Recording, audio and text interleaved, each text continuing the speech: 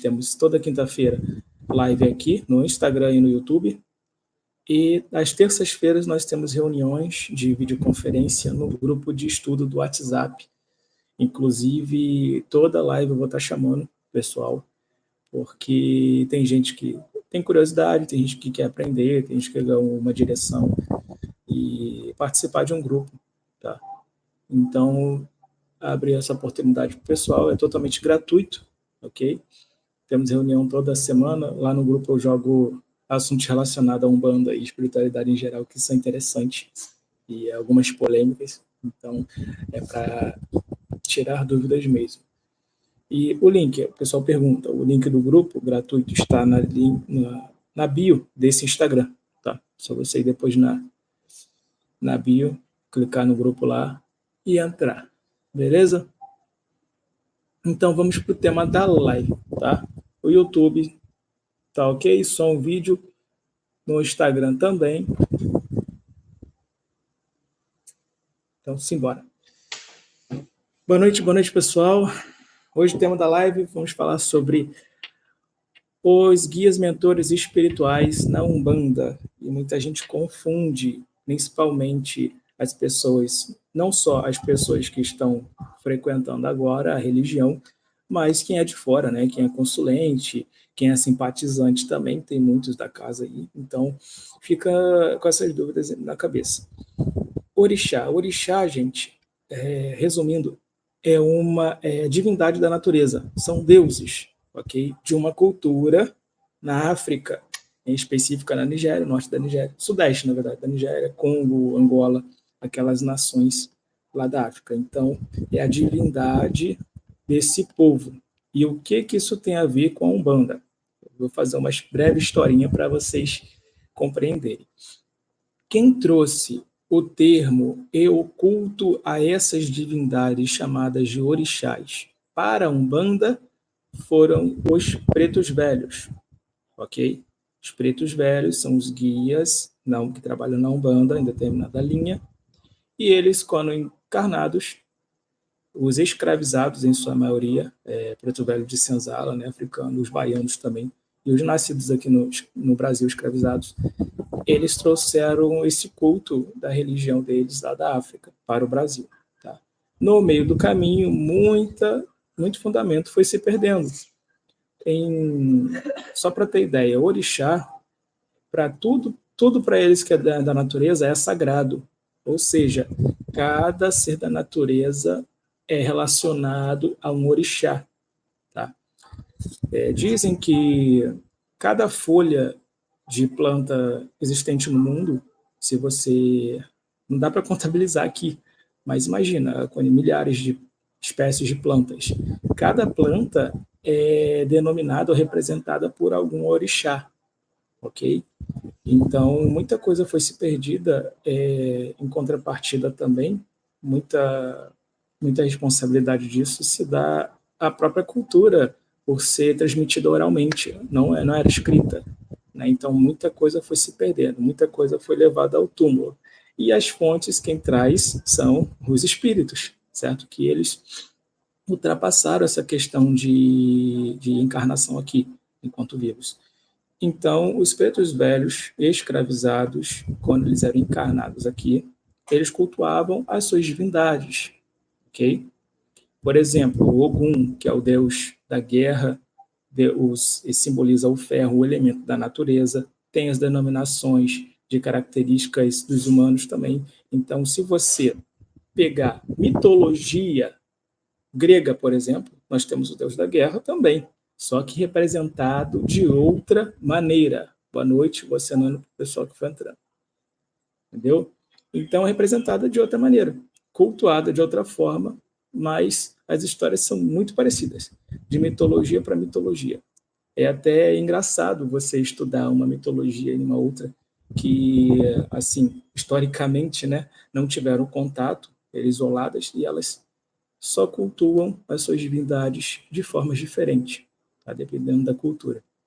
Então, eu dei o exemplo Ogum, né, o deus da guerra, deus das batalhas, o soldado que foi representado pelo sincretismo religioso no Brasil como São Jorge, tá?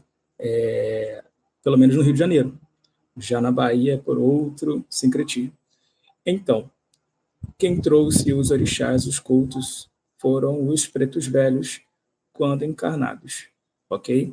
E como a cultura banto, ela sempre, que foi a maioria, né, dos escravizados foi de cultura banto, e foram para cá para o Brasil, eles têm na cultura deles essa questão de pegar, incorporar sincretismos de uma região, ok? Como o Brasil tem berço católico, para prevalecer e sobreviver ao tempo pela perseguição ao longo desses séculos, eles pegaram o sincretismo como refúgio, ok? Então, nos dias de cultuar São Jorge, por exemplo, como São Jorge ele se assemelha mais à divindade Ogum, né, de santo guerreiro, de batalha, então se agregou isso. Então, o sincretismo religioso veio para resguardar e não deixar perder o culto ao orixá. Por isso que na Umbanda se cultua imagem com sincretismo católico, representando aquela divindade. Okay? Graças aos pretos velhos, que essa cultura do culto deles não se perdeu ao longo da história. Então, fez sim o uso do sincretismo para prevalecer. Okay? Porque no território de berço católico, os bantos agregaram, incorporaram a cultura deles. Então, eles usaram essa estratégia para prevalecer e poder cultuar a sua religião aqui em solo brasileiro. Certo? Então, ao longo do caminho, foi perdido muitos orixás. Né? Hoje, por exemplo, no candomblé, se cultua 16 orixás. Então, muito foi se perdido. Na Umbanda também se cultua menos ainda. Por exemplo, o culto a alguns orixás de candomblé, por exemplo, que é o Obá, Euá, entre outros templos, não são cultuados na Umbanda porque foram se perdendo esse culto. Ok? Boa noite. Foi se perdendo esse culto. Os que prevaleceram foram o que realmente viralizou ao longo dos tempos, como, por exemplo, Iemanjá. Nós temos o litoral brasileiro enorme. Então, a padroeira dos navegantes, Nossa Senhora dos Navegantes. Então, sobreviveu graças ao vínculo do sincretismo religioso ao longo do tempo. Porque outras divindades não deu para fazer o sincretismo, então foram se perdendo. Tá? Mas, atualmente, tem casas, terreiros que não cultuam Nanã, por exemplo. Tá? Não cultuam Oxalá, Oxóssi. Ok? Tem outras casas que já cultuam, porque não deixa perder esse culto. Ok? E como boa noite. E como de costume, o sincretismo prevaleceu na Umbanda até hoje. Então, nós temos o sincretismo católico. Muitos dos escravizados se converteram ao catolicismo. Então, carrega muita cultura, como as ladainhas, as missas, o terço, o próprio terço, o simbolismo, né? Os apetrechos, mas não deixaram as suas raízes Made em África. Entendeu? Então, graças ao povo da Senzala, que passou pelo que passou, eles conseguiram fazer essa manobra para prevalecer o culto deles. Ok? Então, é muito importante deixar claro a origem, né, do termo orixá, principalmente na Umbanda, porque as pessoas confundem com candomblé. Mas orixá é do candomblé. Na Umbanda não tem orixá. Isso aí, gente, eu vejo como vaidade, tá, da pessoa, de enxergar a sua própria verdade e ter um preconceito estabelecido pela sua própria ignorância. Por isso que, apesar de eu ter nascido numa religião, crescido na Umbanda, tá, eu não sou assim fanático de ter somente a minha verdade, ser cego às outras religiões, às outras crenças. Isso até é um trabalho diário de eu estar aprendendo com todas as religiões, o evangélico, o católico, o budismo, o hinduísmo, com todas elas, para que eu abaixe o meu nível de intolerância. Porque quando você conhece a verdade, a crença do outro, você não fica preso ao seu paradigma. Ao invés de você fazer o que Jesus, né, veio e, através da palavra dele, uniu o ser humano, as religiões, ao longo dos séculos, estão segregando cada vez mais. Enfim, não vou entrar nesse assunto aqui, só para deixar claro, porque veio uma caixa de perguntas, tá? Nos stories semana passada, falando, pô, mas você tem, qual é a sua formação, qual critério você tem para falar sobre isso, se é pai de santo? Gente, eu só estou aqui transbordando toda aquela experiência que é pequena de vida e o que eu aprendi com a espiritualidade, ok? Eu sou bem aberto à questão espiritualidade em geral. Eu não falo somente de Umbanda e eu não sou fanático, um fanático religioso. Eu estou aqui para agregar, tirar dúvidas através do pouquinho de conhecimento que eu aprendo todos os dias, inclusive no grupo. Eu aprendo com vocês todos os dias. Estamos com um propósito aí de realizar esse ano. Eu tô muito esperançoso e satisfeito, realizado realmente por vocês, pela livre e espontânea vontade de cada um, de querer realmente evoluir, querer sair um pouquinho da caixinha e co-criar a sua vida. Então, quero já, de antemão, agradecer quem está no grupo, quem não está e quiser entrar, o link está na bio. Então, são essas as divindades, ok? Os orixás.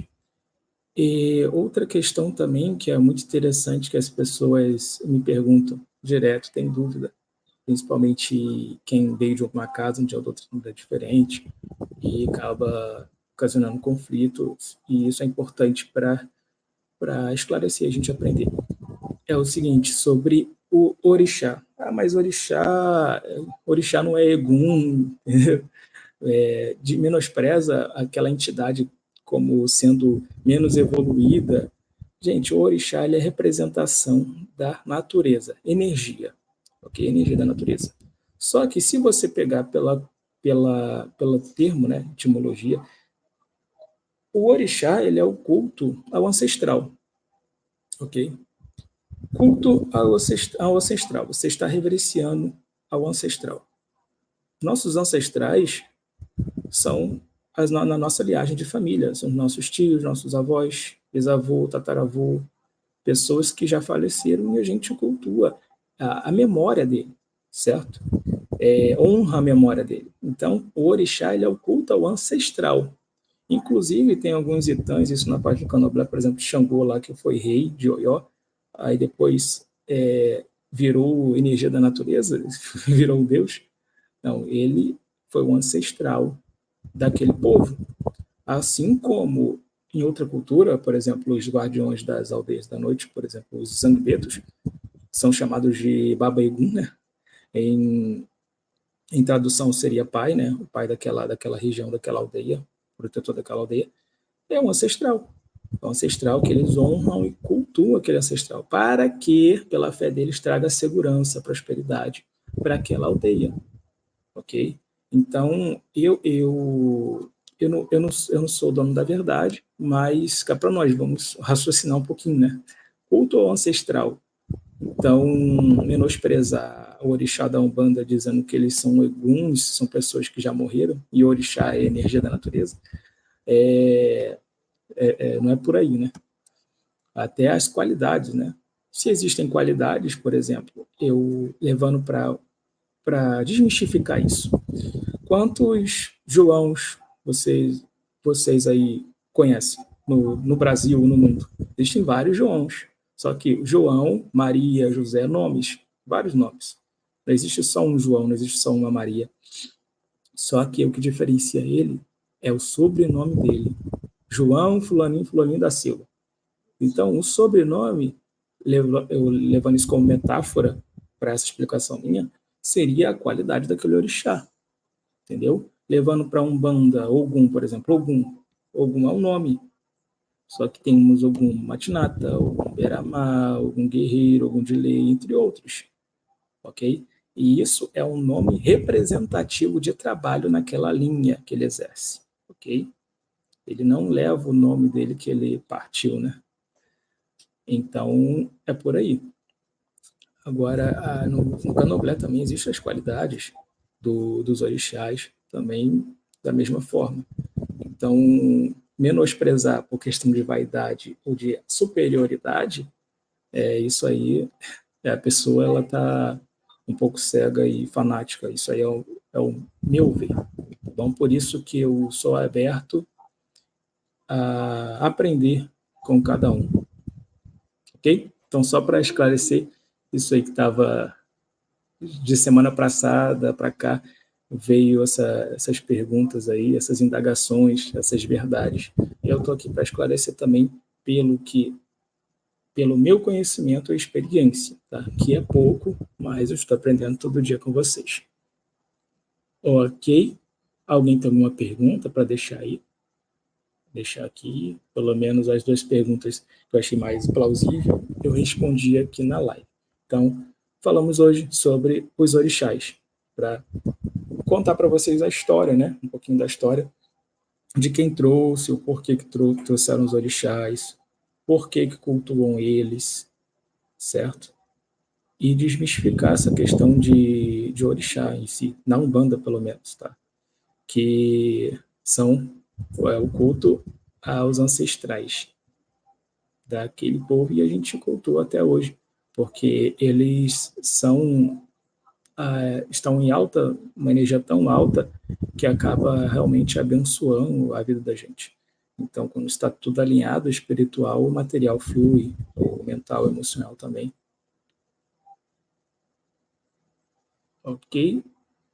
As lives da gente não estão nem batendo 1 hora, no máximo 30 minutos, porque justamente eu estou falando o tema aqui e respondendo. Ao longo da semana o pessoal foi perguntando na caixa de perguntas dos stories, então eu vou deixar, quando terminar aqui a caixa de perguntas, ao longo da semana também. Na próxima quinta-feira eu vou estar respondendo essas caixinhas, que eu acho interessante, e abordando o tema também. E aproveitando os ensejos, na semana que vem eu vou falar em especial sobre as linhas auxiliares de trabalho, aqueles guias, mentores espirituais na Umbanda, os caboclos dos pretos velhos, os boiadeiros, as crianças, ciganos, os marujos, o povo de rua, certo? Então, hoje eu resumi a questão de orixá, para esclarecer as dúvidas que são pertinentes à maioria das pessoas, não só quem está iniciando agora, mas os simpatizantes, aquelas pessoas que não frequentam mais, não fazem parte de um quadro mediúnico, mas frequentam, e acaba tendo esse conflito de ideias, muito pela questão de candomblé e umbanda. Tá?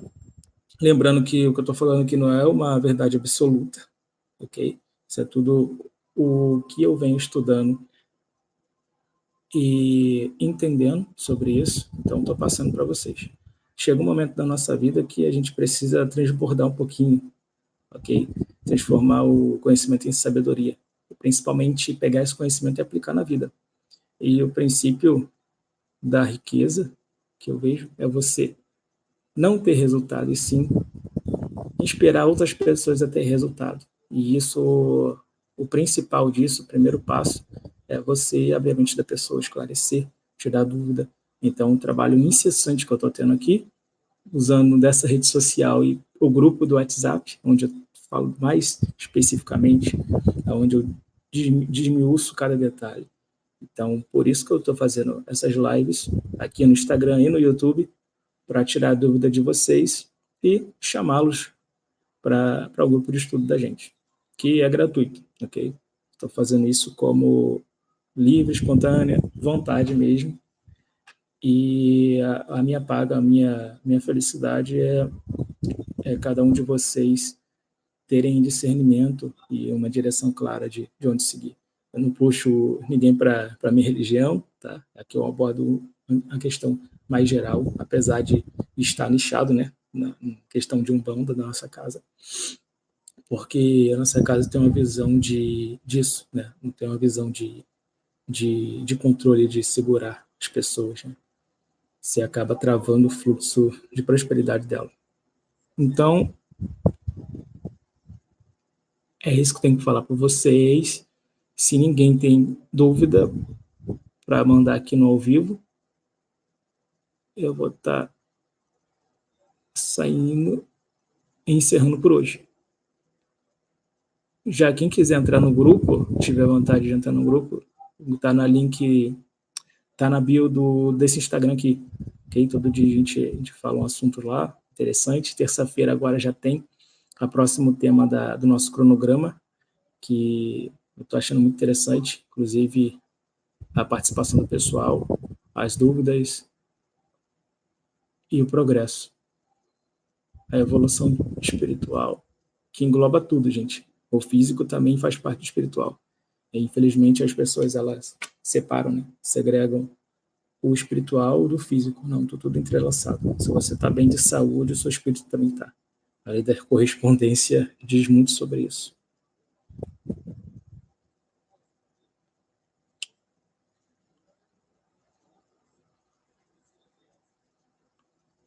Vou chamar alguém que está aí, só para dar um oi, tá? Se você quiser, eu vou enviar um convite aqui, tá? Só para dar um salve aí, um oi pro pessoal aí. Beleza?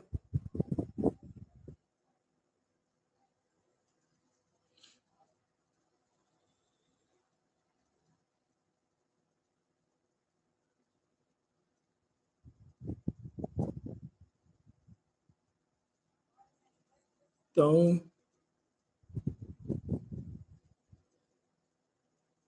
tá ok. Para o pessoal aqui do Instagram e do YouTube, vejo vocês na próxima quinta-feira.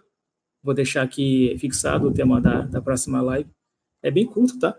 Eu não fico esmiuçando, tipo, realmente enchendo linguiça, né? Não é esse o termo, mas enchendo linguiça aqui para durar mais tempo. Eu vou direto ao ponto. E lá no grupo de estudos fechado a gente vai direto ao ponto, sim, só que a gente desmiuça muito mais o tema para até a pessoa entender, ok?